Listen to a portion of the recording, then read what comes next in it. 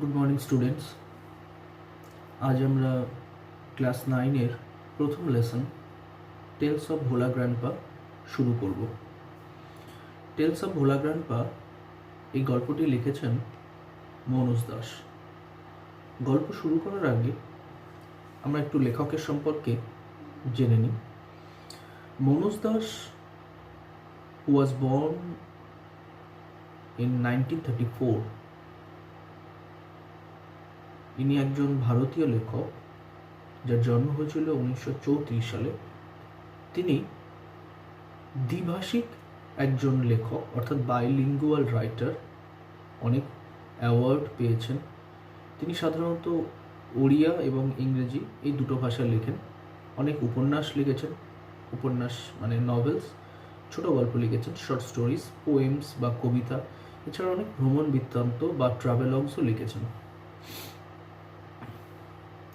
এই যে গল্পটি আমরা পড়তে চলেছি, টেলস অফ ভোলা গ্র্যান্ডপা, আমরা আগে টাইটেলটা নিয়ে একটু আলোচনা করে নিই। টেলস, বানানটার দিকে খেয়াল রাখবে। স্ক্রিনে বানানটাও দেওয়া হচ্ছে, স্ক্রিনের দিকেও খেয়াল রাখবে। টেলস, যার বানান হলো TALES। এটা এসেছে টেল শব্দ থেকে, TALE। টেল মানে গল্প, নাউন।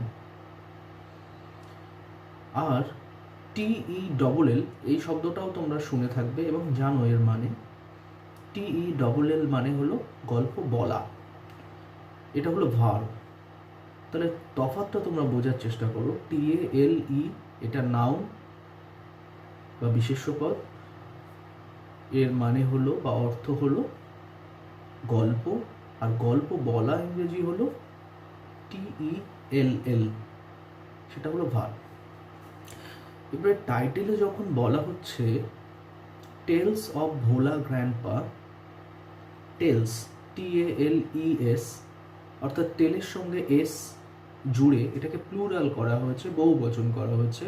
খুব স্বাভাবিকভাবে আমরা এই শিরোনাম থেকে বা টাইটেল থেকে এটা বুঝতে পারি যে আমরা এই ভোলা গ্র্যান্ডপা এনার সম্পর্কে একটি গল্প নয়, বেশ কয়েকটি গল্প জানবো বা পড়তে চলেছি।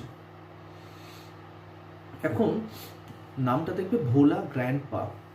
গ্র্যান্ডপা এটা একটা চলতি শব্দ, কথ্য ভাষায় ব্যবহার করা হয়। Short form of grandfather.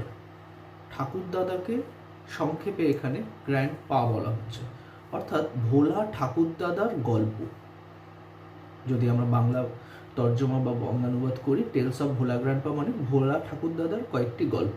লিখেছেন মনোজ দাস। আশা করি বিষয়টা একটু পরিষ্কার হলো। এবারে এই গল্প শুরু করার আগে আমরা মোটামুটি গল্প সম্পর্কে একটু জেনে নেওয়ার চেষ্টা করি। এই গল্পে যিনি লেখক অর্থাৎ Manoj Das, he is telling about his childhood experiences and memories of Bhola grandpa. অর্থাৎ মনোজ দাস তিনি তার ছেলেবেলার স্মৃতি থেকে তার পরিচিত একজন মানুষ ভোলা ঠাকুরদাদা, তার বেশ কয়েকটি ঘটনা এখানে আমাদের সঙ্গে শেয়ার করছেন। খুব স্বাভাবিকভাবে আমরা এটা আন্দাজ করতে পারি যে ভোলা ঠাকুরদাদা বা Bhola grandpa, he must be a funny person, and the stories we are going to read out is obviously will be more hilarious and funny. অর্থাৎ যেহেতু ভোলা গ্র্যান্ডপা দাদুর মানে ভোলা ঠাকুরদাদার গল্প এখানে বলছেন ভোলা আমাদের মনোজ দাস, স্বাভাবিকভাবে আমরা দেখব যে ভোলা দাদুর অনেকগুলো মজার ঘটনা। তিনি একজন মজার মানুষ এবং সেই সঙ্গে মজার ঘটনা তার জীবনকে জুড়ে তিনি এখানে শেয়ার করছেন।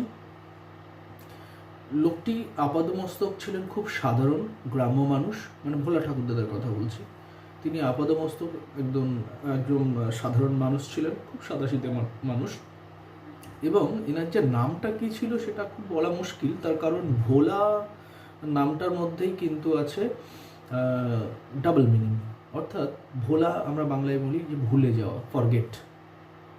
তো এই লোকটি বিখ্যাত ছিলেন। আমরা যখন গল্পগুলো পড়বো, একাধিক গল্প এখানে তিনি বলছেন, মানে মনোজ দাস এখানে অনেকগুলো গল্প এখানে শেয়ার করছেন তিনি। আমরা যখন এই গল্পগুলো পড়বো বা জানবো, দেখবো ভোলা দাদু ভীষণ ভুলো মানুষ ছিলেন। হয়তো তার এই নামটা ভোলা দাদু, এই নামটা হয়তো সকলে তাকে আদর করে ভালোবেসে বা মজার ছলে নামটা দিয়েছিলেন। সুতরাং বছরের প্রথম লেসন এবং প্রথম যে গল্পটা তোমরা পড়তে যাচ্ছ বা আমরা পড়তে যাচ্ছি, এটার পিছনে কিন্তু সুন্দর মজা আছে এবং মজার মজার ঘটনাও এখানে তিনি শেয়ার করছেন। অর্থাৎ the narrator and the writer, বক্তা এবং লেখক, is a single person, is a same person. বক্তা এবং লেখক এরা উভয়ই একজন ব্যক্তি, আলাদা আলাদাই নয়, যেই বক্তা সেই লেখক। Mister Manoj Das is sharing his childhood memories with us. Manoj Das তার ছেলেবেলার গল্প আমাদের সঙ্গে এখানে শেয়ার করছেন। আমরা যেমনভাবে স্কুলে পড়ে এসেছি, অল্প অল্প করে ইংরেজি, অল্প অল্প করে বাংলা আমরা তো অনুবাদ করে করে যাব, সেই সঙ্গে সঙ্গে পাঠ্যপুস্তকে থাকা যে কঠিন শব্দগুলো আছে তোমরা আন্ডারলাইন করবে বা আমি বলে দেবো আন্ডারলাইন করতে, এবং তার সঙ্গে সঙ্গে মানেগুলোও বলে দেবো, অর্থগুলো বলে দেবো। এবং তোমরা দেখবে স্ক্রিনে কিন্তু সেই শব্দগুলো এবং তার মানেগুলো আমি অলরেডি দিয়ে দিচ্ছি বা দিয়ে দেব, তোমরা কিন্তু পড়তে পড়তে এটা দেখতেও পাবে। তো চলো শুরু করা যাক। Tales of Bhola grandpa by Manoj Das, first unit, lesson 1, first unit আমরা শুরু করছি। Bhola grandpa and his wife lived at the western end of our village. ভোলা দাদু এবং তার স্ত্রী lived at the western end of our village, বাস করতেন গ্রামের একদম পশ্চিম প্রান্তে। এন্ড অফ আওয়ার ভিলেজ মানে গ্রামের একদম শেষ। সুতরাং ভোলা দাদু এবং তার স্ত্রী, তারা দুজনের ফ্যামিলি, তারা বাস করতেন একদম গ্রামের শেষ প্রান্তে। সেটা কোন দিকে? পশ্চিম প্রান্তে। খেয়াল রাখবে এই ওয়েস্টার্ন এন্ড কিন্তু মাল্টিপল চয়েস হিসেবে মাঝে মধ্যে শর্ট কোয়েশ্চেন হিসেবে থেকে যায়, তো এটা মাথায় রাখবে কোন দিকটা না পশ্চিম প্রান্তে, western. A large bakul tree overshadowed their heart, শব্দটা মাথায় রাখবে, overshadowed. A large bakul tree, একটা বিশাল আকারের বোকাল গাছ। এখন এই বোকাল গাছটা কী হবে সেটা বলা খুব মুশকিল। যাই হোক, আমরা যেহেতু আমরা একটু আগেই জেনেছি মনোজ দাস তিনি ওড়িয়া এবং ইংরেজি ভাষা লিখতেন, আশা করা যায় তিনি উড়িষ্যার মানুষ, সেইখানকার কোনো লোকাল গাছের নাম হয়তো বোকাল হবে। যাই হোক, যা আছে থাক। আমরা পড়বো কি? এ লার্জ বোকাল ট্রি, একটা বিশাল বড় বোকাল গাছ, ওভারশ্যাডোড দেয়ার হার্ট। ওভারশ্যাডো মানে, শ্যাডো মানে হচ্ছে SHADOW, শ্যাডো মানে হলো ছায়া, তোমরা জানো। ওভারশ্যাডো মানে ছায়া আচ্ছাদিত, অর্থাৎ এক বাড়ির পেছনে তাদের বাড়িটা খেয়াল করবে, দেয়ার হার্ট মানে কুঁড়ে ঘর, তাদের ভাঙাচোরা কুঁড়ে ঘরে ভোলা দাদু এবং তার স্ত্রী থাকতেন, ভোলা ঠাকমা থাকতেন, এবং তাদের বাড়ির পেছনে একটা বড় বোকাল গাছ ছিল যার ছায়া সমস্ত কুঁড়ে ঘরটাকে ঢেকে রাখত।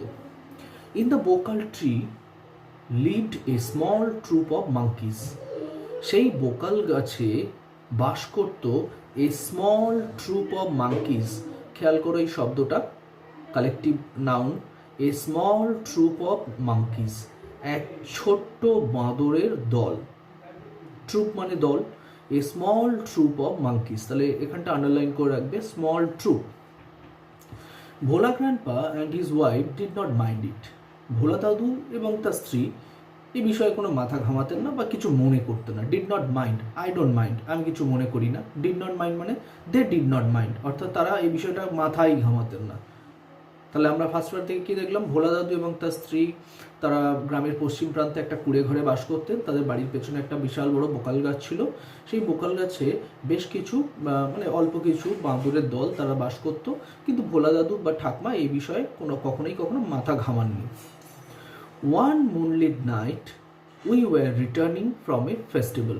খেয়াল করবে উই কথাটা কিন্তু এখানে আসছে, অর্থাৎ লেখক, আমি একটু আগে বলেছি, the writer and the narrator is the same person.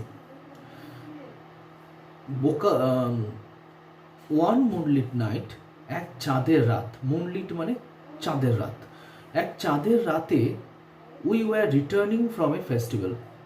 ভোলা দাদু সহ লেখক যেহেতু ছেলেবেলার গল্প আমরা বলছি, তার ছোটবেলার গল্প আমরা এখানে উই বলতে এখানে ভোলা দাদু, লেখক এবং তার আত্মীয় স্বজন বা বাবাটা বা আমরা এখানে দেখব করছি। উই ওয়ার মানে তারা ফিরে আসছিলেন, we were returning from a festival. তাহলে একটা উৎসব থেকে বা একটা মেলা থেকে লেখক ভোলা দাদুর সঙ্গে ফিরে আসছিলেন, তারা আত্মীয় স্বজনও ছিল সেই সঙ্গে। The road was long and foggy. রাস্তাটা ছিল অনেক দীর্ঘ, লং মানে অনেক দূরত্বের রাস্তা, দীর্ঘ রাস্তা, অ্যান্ড ফগি, ফগ থেকে ফগি কথাটা এসেছে। ফগ এখন যেন ওয়েদারটা রয়েছে কি শীতের ওয়েদার, সকালবেলা আমরা কুয়াশা দেখি বা রাত্রেবেলা কুয়াশায় ঢেকে যায় চারিদিকে, তাহলে ফগ থেকে ফগি হয়েছে, এটা অ্যাডজেক্টিভ হলো। হ্যাঁ, ফগ হচ্ছে কুয়াশা নাউন, সেখান থেকে অ্যাডজেক্টিভ হচ্ছে ফগি বা কুয়াশাচ্ছন্ন। তাহলে রাস্তাটা ছিল, the road was long and foggy, রাস্তাটা ছিল দীর্ঘ এবং কুয়াশাচ্ছন্ন। তাহলে খুব কমন একটা বিষয় থেকে যায়, আমরা পড়তে পড়তে কোশ্চেনগুলো কী ধরনের প্রবাবল কোশ্চেন আসতে পারে আমরা এখানে আলোচনা করতে করতে চলে যাব। সময়টা, season, what time of the season is referred here, কী ধরনের বা কোন সময়ের সিজন বা কোন সময়কাল বা ঋতুর কথা এখানে বলা হয়েছে। কোন সময় আন্দাজ করতে পারছো নিশ্চয়ই? হ্যাঁ, অবশ্যই শীতকাল। I was riding on the village চৌকিদার শোল্ডার্স। তাহলে খেয়াল করো, একটু আগে বলেছিল উই, এখন আমরা জানছি আই। তাহলে উই মানে আমরা, আই মানে আমি। আমরা এখানে জেনেছি কি যে ন্যারেটার মানে বক্তা এবং দ্য রাইটার একই ব্যক্তি। তাহলে এখানে কি মনোজ দাস তার ছেলেবেলার কথা বলছেন। কি বলছেন? আই ওয়াজ রাইডিং, রাইড মানে চড়া, কারোর পিঠে চড়া, কোনো কিছু ঘোড়া চড়া, গাড়ি চড়া ইত্যাদি। আই ওয়াজ রাইডিং, আমি চড়ছিলাম, অন দ্য ভিলেজ চৌকিদার শোল্ডার্স, তাহলে গ্রামের যে চৌকিদার আছে তার কাঁধে চড়ে লেখক ফিরছিলেন। তাহলে খেয়াল করো, লেখক কাঁধে চাপছেন, মানে খুব স্বাভাবিকভাবে তিনি তখন খুব ছোট, সেই ছোটোবেলার গল্পটা এখানে শেয়ার করছেন। যাই হোক, আমরা পরে আসি। সাডেনলি, হঠাৎ করে, Bhola grandpa let out a loud wail, Bhola দাদু হঠাৎ করে জুড়ে দিলেন বা চিৎকার করে উঠলেন, এ লাউড ওয়েল, ওয়েল মানে কান্না। এখন দেখো কান্না অনেক রকমের হয়, WAIL কান্না, এই কান্নার এখানে কিন্তু চোখের জল নেই, কিন্তু হাউমাউ করার ব্যাপার। আবার উইপ মানে কান্না, সেখানে কিন্তু গলার অত আওয়াজ হবে না। আবার ক্রাই মানে কান্না, সেটাও একটা। তাহলে দেখো একটা শব্দের কতগুলো কান্না রয়েছে। যেমন কান্না আমরা বলতে পারি সব, SOB, ফুপিয়ে কান্না। উইপ কাঁদবে, চোখের জল হবে। ক্রাই চিৎকার করে কান্না। আর ওয়েল এখানে কিন্তু হাউমাউ মানে আত্মনাদ করার মতো কান্না। যাই হোক, আমরা আরও এগুলো পরে ডিটেলসে জানবো, তোমরা মানে ডিকশনারি দেখে মানেগুলো করতে পারবে। তো suddenly Bhola grandpa let out a loud well, হঠাৎ করে ভোলা দাদু চিৎকার জুড়ে দিলেন। লেট আউট মানে চিৎকার করা, চিৎকার করলেন, খুব জোর করে কাঁদতে শুরু করলেন। Everyone in our party was surprised, ওই দলের মধ্যে যারা ছিল, everyone was very surprise, surprise মানে অবাক হয়ে যাওয়া। উই হল্টেড, হল্ট মানে থামা, দে স্টপড, অর্থাৎ ভোলা দাদু যেই কাঁদতে শুরু করলো তারা থেমে গেল। এনকোয়ারি রিভিল্ড, এনকোয়ারি মানে প্রশ্ন, জিজ্ঞাসাবাদ। হ্যাঁ, এনকোয়ারি রিভিল্ড মানে প্রকাশ পাওয়া। প্রশ্ন থেকে ভোলা দাদুকে যখন প্রশ্ন করা হলো, সেখান থেকে উত্তর পাওয়া গেল বা সেখান থেকে পরিষ্কার হলো that Bhola grandpa had taken his grandson two the festival. তাহলে প্রশ্ন বা জিজ্ঞাসাবাদ করার পরে জানা গেল ভোলা দাদু তার নাতিকে নিয়ে মেলায় গিয়েছিলেন। He had tightly held on to the two fingers of the boy. He had tightly মানে শক্ত করে। He had tightly held on to the two fingers of the boy. তিনি তার নাতির দুটো আঙুলকে খুব শক্ত করে হাত দিয়ে ধরে রেখেছিলেন। He did not realise when those fingers slipped out.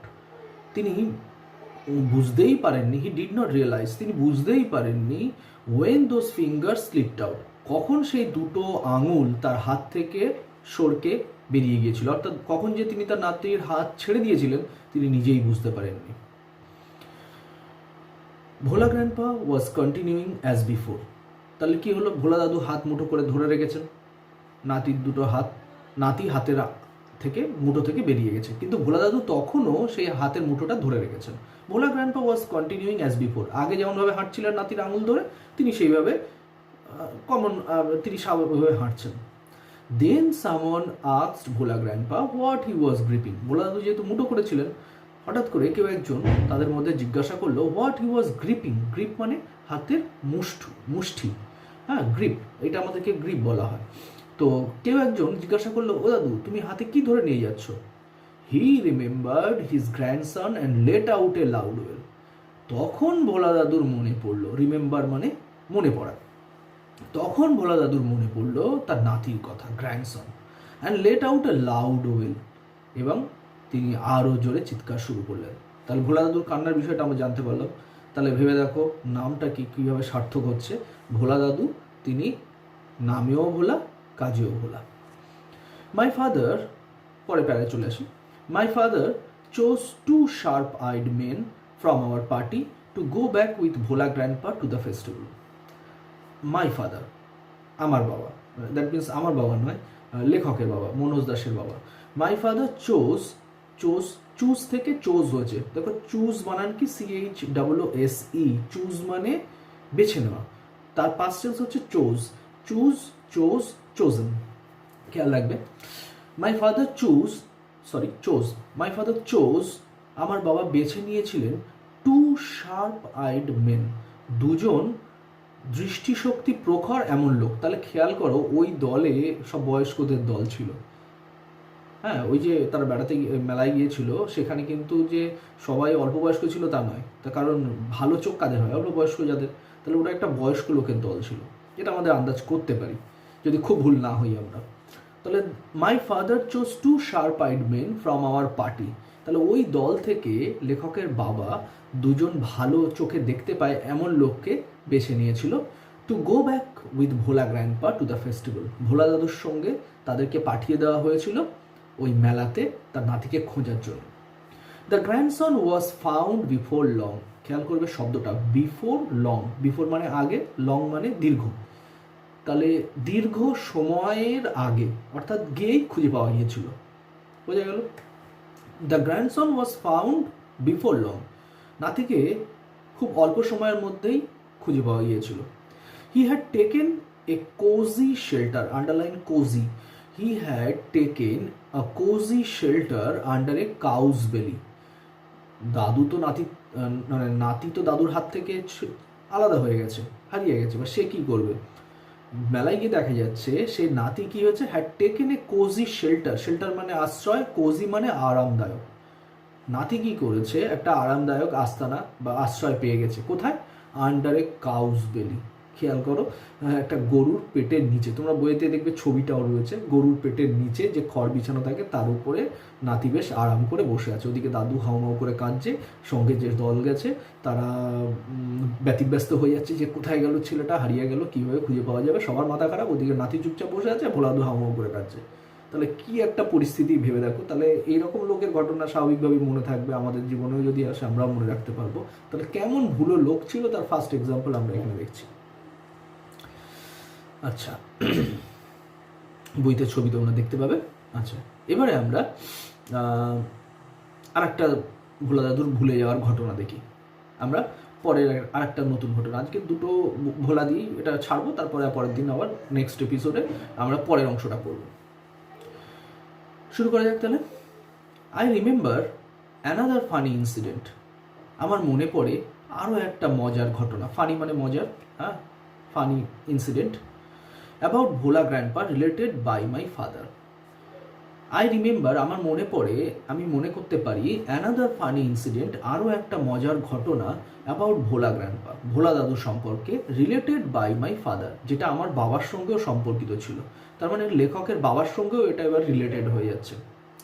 It had been a rainy afternoon, খেয়াল করে আমরা যখন প্রথম গল্পটা পড়েছিলাম তখন ছিল শীতকাল, এবার সেটা একটা আলাদা সময়, আলাদা সময়ের গল্প ছিল, এবার এটা আবার অন্য একটা সময়। তাহলে দেখো সময়গুলো এখানে আলাদা আলাদা সময়ের গল্প রয়েছে। It had been a rainy afternoon, এটা ছিল একটা বৃষ্টি স্নাত বিকালবেলা। তাহলে যে সময়ের গল্প আমরা এখন পড়ছি, সেকেন্ড গল্পটা, এটা একটা বর্ষাকালের গল্প, বিকালবেলা বৃষ্টি হয়েছে সেরকম একটা সময়। Bhola grandpa wild with excitement, Bhola grandpa wild, wild মানে আমরা জানি বন্য, কিন্তু এখানে বন্য নয়, উইথ এক্সাইটমেন্ট, এক্সাইট মানে আবেগ, উৎসাহ, উৎসাহ উদ্দীপনা, মানে ভোলা দাদু কোনো একটা ঘটনা ঘটেছিল যেটাতে তিনি খুবই আবেগতাড়িত হয়ে উঠেছিলেন, মানে পাগলের মতো ছুটতে ছুটতে এসছে, তাই এখানে বলা হচ্ছে ওয়াইল্ড উইথ এক্সাইটমেন্ট। মাঝে মধ্যে হয় না যে আমরা হঠাৎ করে কোনো মজার ঘটনা শুনলাম বা দেখলাম, তাতে আমরা আনন্দে পাগল হয়ে যাই, আত্মহারা হয়ে যাই, গুড, ভালো শব্দটা, আত্মহারা। তো Bhola grandpa wild with excitement told my father and his friends, তাহলে ভোলা দাদু আনন্দে আত্মহারা হয়ে টোল্ড মাই ফাদার, আমার বাবাকে বললেন, মানে লেখকের বাবাকে বললেন, told my father and his friends, তার বাবাকে এবং তার অন্যান্য যারা বন্ধুরা ছিলেন তাদেরকে একসঙ্গে বললেন, that he had seen a gang of pirates. তাহলে খেয়াল করো, আমরা একটু আগে এর আগে পড়েছিলাম a small troop of monkeys, collective noun বলেছিলাম, ছোট একটা দল, মানে দলবাচক বিশেষ্য। এখানে দেখো গ্যাং অফ পাইরেটস, তাহলে আমরা এখানে অনেকগুলো কালেকটিভ নাউন পাচ্ছি, এগুলো কিন্তু গ্রামারে আসে। হ্যাঁ, তোমাদের যখন গ্রামারের প্রশ্ন থাকবে এই লেসন থেকে, তখন কিন্তু এগুলো আসবে, collective noun, bunch of keys, হ্যাঁ, গ্যাং অফ পাইরেটস, ওদিকে তোমার ট্রুপ অফ মাঙ্কিজ। তাহলে এখানে দেখো আমরা কি দেখছি, তাহলে আমরা লাইনটা আবার পড়ি। Bhola grandpa wild with excitement told my father and his friends, Bhola দাদু আনন্দে আত্মহারা হয়ে, আনন্দ বলবো না, আবেগে, হ্যাঁ, আবেগতাড়িত হয়ে, অতি আবেগতাড়িত হয়ে, টোল্ড মাই ফাদার, আমার বাবাকে বললেন এবং তার বন্ধুদেরকে বললেন, that he had seen a gang of pirates, তিনি নাকি একদল পাইরেটসকে দেখেছেন। And what is pirates? Pirates are the, মানে বাংলায় আমরা বলি জলদস্যু। আগেকার দিনে জাহাজে করে জলদস্যুরা, মানে ডাকাতরা আর একটা নৌকো বা জাহাজকে আক্রমণ করতো এবং তাদের কাছ থেকে সব ছিনিয়ে নিত, এদেরকে বলা হয় পাইরেটস, জলদস্যু। তো ভোলা দাদু নাকি দেখেছেন একদল জলদস্যুকে। They were burying a large box, আর সেই জলদস্যুরা নাকি বারিং, PURY, বাড়ি মানে হচ্ছে মাটি চাপা দেওয়া, তারা নাকি মাটি চাপা দিচ্ছিল এ লার্জ বক্স, একটা বড় বাক্সকে। তাহলে একটা বাক্সকে মাটি চাপা দিচ্ছিল under one of the sand dunes. কি হয়, সমুদ্রের পাশে পাথর নুড়ির যে একটা থাকে, তো টিলা টিলা ছোট ছোট থাকে। ভোলা দাদু নাকি দেখেছে যে সেখানে কি হচ্ছে, যে সমুদ্রের পাশে একদল জলদস্যু, তারা কি করছে, যে একটা বাক্স ওই বালি দিয়ে সমুদ্রের পাশে বালি চাপা দিচ্ছে।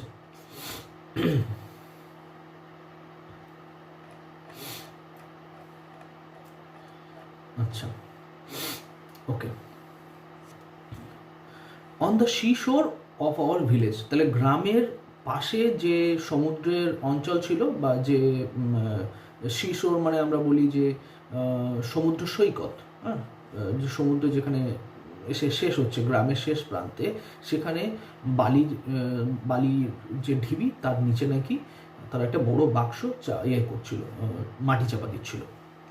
তাহলে অনেকটা ঠিক সেই আলিবাবা 40 চোরের গল্পের মতো। তোমরা আলিবাবা 40 চোরের গল্প নিশ্চয়ই শুনেছো বা পড়েছো বা দেখে থাকবে, হয়তো সিনেমাও হয়েছে, চিচিং ফাঁকের মতো গল্প। যাই হোক, দেখা যাক কী হচ্ছে। At once father and his friends started looking for the hidden treasure. Bhola দাদুর কাছে এই গল্প শুনে কি হচ্ছে, লেখকের বাবা তৎক্ষণাৎ, অ্যাট ওয়ান্স, তাহলে এই শব্দগুলো ব্যবহার করতে হবে, অ্যাট ওয়ান্স, তৎক্ষণাৎ, ফাদার অ্যান্ড হিজ ফ্রেন্ডস, বাবা এবং তার বন্ধুরা, started looking for the hidden treasure, তারা শুরু করে দিলেন, লুকিং ফর মানে খোঁজা, সার্চ, তারা খুঁজতে শুরু করে দিলেন, for the hidden treasure, hide থেকে হিডেন এসেছে, hide, hidden. Hidden treasure, treasure মানে সম্পত্তি বা সম্পদ, আর হিডেন মানে লুকানো। তাহলে সেই লুকানো সম্পত্তিকে বা সেই সম্পদকে খোঁজার চেষ্টা শুরু করে দিলেন তারা। Evening passed on to night, তাহলে গল্পটা মানে তিনি খবরটা কখন দিয়েছিলেন ভোলা দাদু? বিকেলবেলা। আর তারা খোঁজা শুরু করে দিয়েছে। ইভিনিং পাস্ট, খুঁজতে খুঁজতে সন্ধ্যা হয়ে গেছে, সন্ধ্যা হয়ে গিয়ে পাস্ট অন টু নাইট, সন্ধ্যা শেষ হয়ে রাতে গিয়ে পড়লো। Moonlight came in through the clouds, বর্ষার আকাশ ছিল, মেঘের মধ্যে থেকে চাঁদের আলো যেন চিরে মাটিতে পড়ছিল। এ প্যাক অফ জ্যাকেলস, আবার আন্ডারলাইন করো, তাহলে এখানে আমরা তিনটে কালেকটিভ নাউন পেলাম। আগে পেয়েছিলাম ট্রুপ অফ বাঙ্কিস, সেকেন্ড পেলাম গ্যাং অফ পাইরেটস, আর এখন দেখছি কি এ প্যাক অফ জ্যাকেলস। জ্যাকেলস মানে কি? খেকশিয়াল। এ প্যাক অফ খেকশিয়াল মানে একদল খেকশিয়াল ওয়ার হাউলিং, তাহলে এখানেও আর একটা আমরা সাউন্ড ওয়ার্ড পেলাম, হাউলিং। হাউল মানে আর্তনাদ করা। শিয়ালের ডাক নিশ্চয়ই শুনে থাকবে, হুক্কা হুয়া বলে আর্তনাদ শুরু করে, তো শিয়ালের ডাককে বলা হয় হাউলিং। তাহলে একদল শিয়াল ডাকতে শুরু করে দিল। ইট ওয়াজ পাস্ট মিডনাইট, তাহলে এইরকমভাবে খুঁজতে খুঁজতে সন্ধে গড়িয়ে রাত, রাত গড়িয়ে মাঝরাত। At this point of time, ঠিক সেই সময় ভোলা গ্র্যান্ডপা কনফেসড, কনফেস মানে স্বীকার করা, মানে ভুল স্বীকার করা, দোষ স্বীকার করা। Bhola grandpa confess that there was no real treasure. Bhola দাদু স্বীকার করলো যে ওহ না গো, আমার ভুল হয়েছে, মনে হচ্ছে ওটা সত্যিকারের কোনো জলদস্যু ছিল না। It was all a dream, it was all a dream. তাহলে দেখো এরকম সময় মানে ওই লেখকের বাবা এবং তার বন্ধুদের কেমন রাগ হচ্ছিল। ভোলা দাদু বলছে সম্ভবত ইট ওয়াজ অল আ ড্রিম, এটা একটা কেবলমাত্র স্বপ্ন ছিল, which he had during his mid day nap. দুপুরবেলা যখন ভাত খেয়ে ঘুম দিচ্ছিলেন, ভাত ঘুম, দেখো ভাত ঘুম ইংরেজিটা মিড ডে ন্যাপ, তাহলে কত নতুন শব্দ আমরা এখানে শিখছি। মিড ডে ন্যাপ হচ্ছে ভাত ঘুম, ন্যাপ মানে অল্প সময় বিশ্রাম, হ্যাঁ ঘুম, মিড ডে ন্যাপ। তো দুপুরবেলা ভাত খেয়ে যখন ঘুমোচ্ছিলেন, সেই ভাত ঘুমের সময় সম্ভবত তিনি স্বপ্ন দেখেছিলেন যে একদল জলদস্যু এসে ওই সমুদ্রের তীরে এসে তারা বড় একটা বাক্স বালি দিয়ে চাপা দিচ্ছে, আর সেই গল্পটা তিনি ভেবে নিয়েছিলেন এটা হয়তো বাস্তব তিনি দেখেছেন। তাহলে এমনই একটা মানুষ, ভেবে দেখো কি মজার ব্যাপার যে কোনটা স্বপ্ন আর কোনটা গল্প, এই কোনটা বাস্তব তিনি ভুলেই যান। তাহলে এমনই একটা ভুল লোক, তিনি মনেও রাখতে পারেন না যে কোনটা আসলে গল্প কোনটা স্বপ্ন। তাহলে এই পর্যন্ত থাকলো। আজকে আমরা দুটো গল্প পড়লাম ভুলো দাদু বা ভোলা দাদু সম্পর্কে, যে তিনি কিভাবে লেখকের জীবনের স্মৃতি, শৈশবের স্মৃতি হয়ে রয়েছেন। দারুণ একটা মজার গল্প আমরা পড়লাম। সকলে ভালো থেকো। এর পরের দিন আমরা পরের যে নতুন এপিসোডটা করব, সেই নতুন এপিসোডের বাকি অংশটা পড়ব। প্রত্যেকে বাড়িতে পড়বে এগুলো। আমি তো এখানে স্ক্রিনে তোমরা দেখতে পাচ্ছ যে এখানে ওয়ার্ড মিনিংগুলো দেওয়া রয়েছে, আর আমি বলার সময় বলে গেছি আন্ডারলাইন করে করে, সেই অংশগুলো তোমরা পড়বে। কোথাও যদি কোনো সমস্যা হয় আমাদের হোয়াটসঅ্যাপ গ্রুপ আছে, সেই হোয়াটসঅ্যাপ গ্রুপে শেয়ার করবে যে স্যার বুঝতে পারিনি বা এইগুলোর মানে কি আরেকবার বলুন, আমি আবারও বলে দেবো। আর অবশ্যই আমাদের পরবর্তী ভিডিও পাওয়ার জন্য তোমরা এই চ্যানেলটাকে সাবস্ক্রাইব করে রাখবে। আর সবাই খুব সাবধানে থাকবে, করোনার সময় মাস্ক ব্যবহার করে বাড়ির ব্যবহারে বেরোবে না। ভিডিও কেমন লাগছে কমেন্ট করে জানাবে। ওকে, গুড বাই, তাহলে আবার দেখা হবে পরের এপিসোডে। Thank you.